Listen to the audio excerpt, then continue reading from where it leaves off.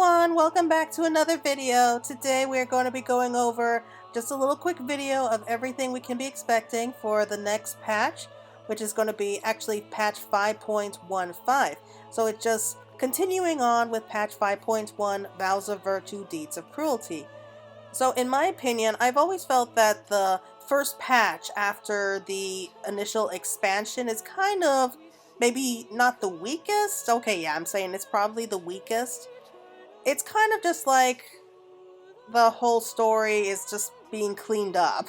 Like, it's just kind of like the next part where we are just trying to get everything settled down. We're trying to basically look into what we already know and just first trying to figure out where we go from there, because the main part of the story is over and we don't really know what to do with ourselves like after like the big battle has been won.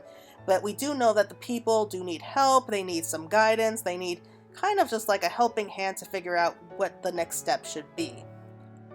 So at this point in the story, like everything major with the patch has already come out, such as the Ishgard restoration, we have the Beast Tribes, we have the Copied Factory, the Grand Cosmos, Hades Extreme. So this is kind of like the very last major patch. With patch 5.15, this is kind of the very last of the big updates that we can be expecting. So we are going to be moving straight on to what we know so far and what I think we can be getting out of it. Now, we don't have an exact release date yet for patch 5.15, but it is almost certainly going to be coming out on a Tuesday. That's kind of the tradition that we have here about when they do come out with it. So if I had to guess, I would say it would be coming out, I think, maybe the 10th of December, which is actually next week, and I am not opposed to that at all. Now, the reason that I say this is because next Friday, we're getting the next letter from the producer. Now, it's actually going to be giving us our very first preview into what we can be expecting for patch 5.2. So I don't think that they're going to be getting us too hyped up for patch 5.2 until the rest of patch 5.15 is going to be completed. And I am going to be watching the next letter from the producer, and I am going to be doing a kind of review of everything we can be expecting from there, so I hope you look forward to that. So we'll just go back to our list here of the biggest or the very last of the updates for patch 5.1. You can just go over to the side here where you can just click on the little green dots and just go directly there to the update.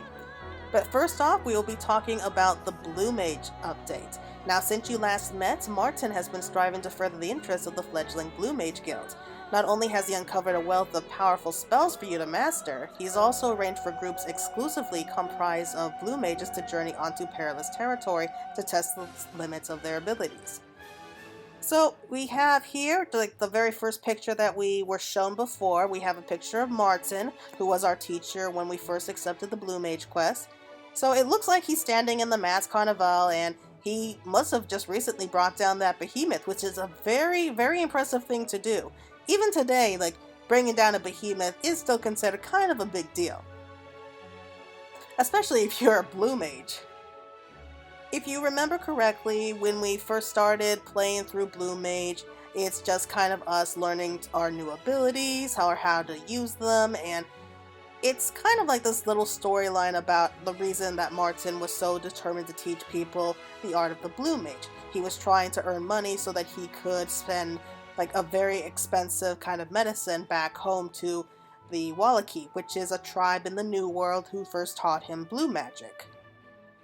So since that questline had already wrapped up, I'm guessing that this is going to be kind of a questline where we're going to be learning just a little bit more about Martin and how he's coming along with the Blue Mage Guild. And maybe we're even going to be helping him like teach students on creating like the whole Blue Mage Guild, so that's going to be fun. So with the Blue Mage, not only do we get the new questline, we're getting a brand new level cap at level 60, new abilities, and of course a chance to go into other dungeons. So going on to this picture, we have a updated version of the Blue Mage log, and I'm looking forward to this. I feel like the original Blue Mage log is a bit too complicated and just maybe not as fun. So with the new update, we're going to be jumping all the way up to level 60. And we can actually do a lot more quests. We can do a lot more dungeons and trials, and now we can even do raids, which is very, very big news here because, I mean, it's not that you couldn't do raids before, but I just didn't really see the points of actually running through a raid as a Blue Mage, to be honest. So this here is going to be kind of like the duty finder for Blue Mages, where you can join up with very specific kind of raids or just with a bunch of other Blue Mage and just run through these places and just learn new abilities. And it even looks like they have, there at the bottom it says this week's prime target, which is Leviathan and the World Eater. So maybe it's going to be like a hunt where you get like a special kind of hunt that you get once a week where you can go in there for like extra points, and maybe that's part of the whole thing where you are actually earning points for being able to slay like these powerful beasts every week. We'll get more onto that later on, I'm guessing. But here is another picture where it looks like we have a bunch of Blue Mages fighting against Nidhogg. So I'm not sure what kind of ability we can be learning from Nidhogg from this, but I'm betting that it is going to be probably a brand new, really powerful ability, and I'm actually looking forward to seeing what they have store for that. And so this might help give the Blue Mage a little bit more of an identity, because Blue Mage really hasn't gotten much love at all, at least not recently, not since it first came out.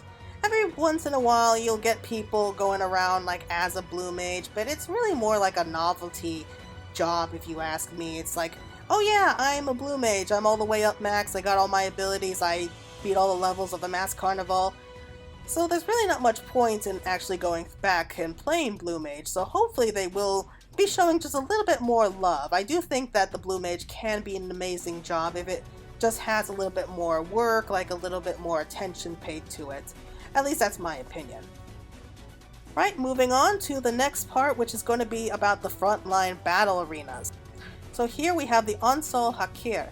And I'm pretty sure I pronounced it right, at least that's kind of the translation I got from Google. But yeah, the Exali of the Azim Steppe are renowned for their ferocity in battle. It's a traditional preoccupation that culminates once each to Samsar as they clash to earn the right to rule in the Nadam. While infrequent conflict is insufficient to slay the Steppe's most zealous warriors, however, thus the Dangshe Nadam, a smaller contest to which the grand companies of Eorzea have now been welcomed. Join forces with the Maelstrom and the Orban people, the Adders and the Engine, and the Flames and the Horo in this grand demonstration of martial prowess, and may the mightiest prevail. So yes, we will be allowed to go back to the Steppe, because we don't really have much reason to go back to the Steppe anymore since we first finished it. But yeah, here we are upon another part of the Steppe. I mean, the Steppe does go on quite a long distance, but we really haven't seen too much of the area since we first left it. Here though, we are getting a look of kind of like a miniature version of the Nadam. You will be joining forces with other tribes, and you are going to be doing battle not only with the grand companies, but the tribes of the Steppe as well. So it looks like the whole point of this is to be running around like this arena and trying to claim the Orvar, which is like a magic circle in the ground, and you're just trying to win territory, I'm guessing. That's kind of the impression that I'm getting. So we have the picture here of what kind of the battleground looks like, and moving on here, we see everybody already dressed in their Steppe uniforms. I love that. So we're doing battle with everybody else. We are just fighting over a territory.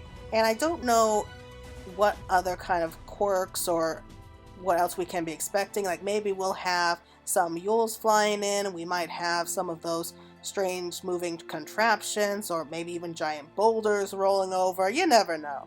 But moving on to the next part, we have the new mounts. And we don't know how many more the items like minions or emotes that are going to be coming up, but we do have confirmation of at least one new mount. So going here, we do have a couple pictures of several mounts we've already gotten for 5.1. This first one here is the mount that you earn from completing the Hades Extreme.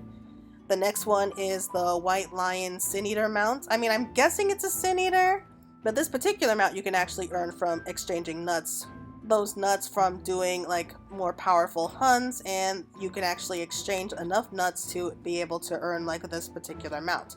But the mount that we're going to be talking about real quick is going to be kind of like a metal suit of armor. I don't know, I have a feeling it's kind of like a cross between something that the dwarfs and the kobolds build together. That's kind of the impression that I get from this giant suit of armor. And we have this little Lalafell sticking out, and it's adorable. Like, they look so cute. So I don't know exactly where we earn this particular mount. I mean, I have two ideas in mind, because if you look at the background, it kind of looks like we're in Kalusha. I'm willing to bet that this might be something that the dwarves built themselves, so maybe it's part of a brand new prize that you can get from doing the copied factory. Like, if you run through the copied factory, like, you can earn like the coins, and then you can exchange them once you have enough to be able to earn this particular mount. Maybe it's going to be part of a brand new reward that you get from doing fates in this area. I personally think that this might actually be, or you never know, this might be actually part of the new prizes that you can earn from doing PvP with the brand new area. Either way, I do really like this idea. I think it looks really cool. It's like you're sitting in like this little seat and you're controlling like this metal suit of armor, so that's really nice. Alright, and one last thing we're going to be talking about before I call it quits for there, and it's actually just a really nice picture. If we move down here, you can actually get a good look at all the pictures that we have so far from the special site. And we do have one brand new one, which is a picture of none other than Garatia. I love the style of artwork. I think it's just so elegant, it's so flowing and beautiful, and I just love what they did with Garatia. I just love like all this character development with them. Like, they turned like this minor character that we met like way back in A Realm Reborn. Like, it wasn't part of the main story quest either. It was a side story when we were doing the Crystal Tower quest line, and they really did something amazing with his character. I just adore the person he became. I just love talking to Garatia, and I do really hope that they can continue up with that momentum of making him such an amazing character. But yeah, that's all that we're going to be having for now, and this is probably going to be the last big update that we're going to be having for patch 5.1. And I think that once it comes out, we can really look forward to everything that's coming out for patch 5.2. Again, we don't have any real information about what we can be expecting for patch 5.2, at least until this upcoming Friday. So next Friday we're going to be getting some more information, and hopefully we'll be getting some really good, just like a little preview, just a taste of what we can be expecting for patch 5.2, because so the 0.1, because like I said at the very beginning of the video, the 0.1 patch line is usually kind of the cleanup after the big patch. It's kind of just like everything's starting to settle down, and we're just trying to figure out where we go from here. The 0.2 patches, however, is just kind of the big setup for what we can be expecting for like the grand final battle for the 0.3 patch, which is going to be coming out. And that kind of just wraps up the whole storyline for that particular expansion, and then the remaining patches just sort of set everything up for the next expansion. But that's still a ways away. I hope that everyone looked forward to it. I hope everyone enjoyed this little video, and I'll be seeing you all again soon. So until then, bye bye.